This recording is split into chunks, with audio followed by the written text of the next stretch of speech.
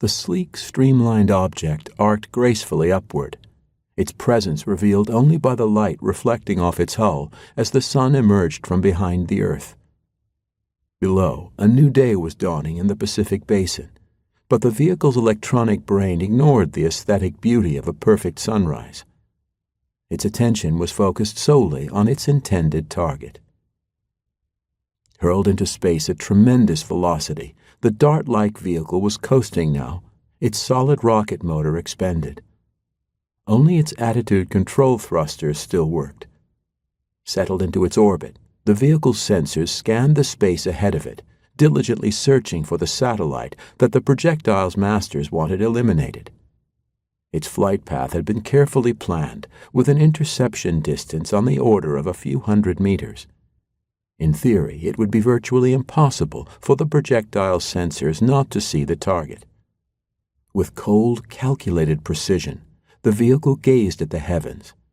It didn't have long to wait. The vehicle's radar picked up the satellite at 500 miles, and an imaging infrared sensor immediately confirmed the target's identity.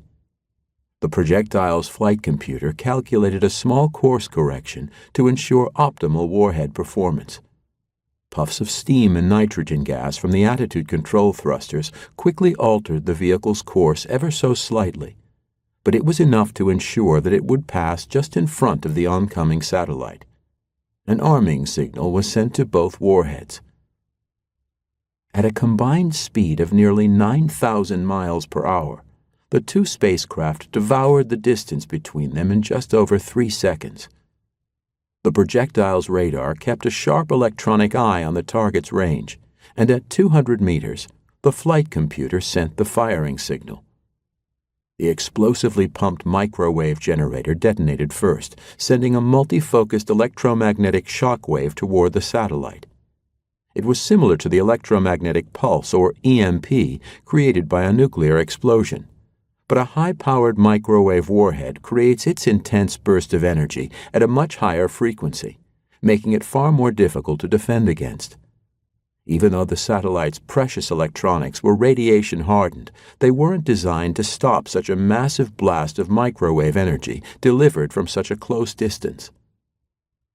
Infiltrating through the numerous communication antennas, the intense electromagnetic energy created localized power surges that fried the microprocessor chips and other semiconductor devices on the satellite's sensitive circuit boards. With one short burst, the spacecraft was completely disabled.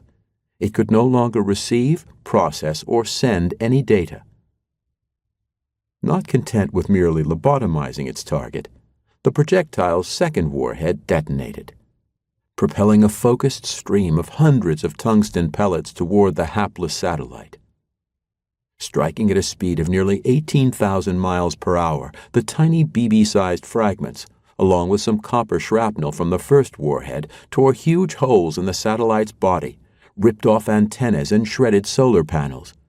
Mangled beyond recognition, the satellite careened past the interception point. A trail of debris followed in close formation. With its orbit altered and slowly tumbling from the high-speed impacts, the satellite, nothing more than space junk, continued its flight around the Earth.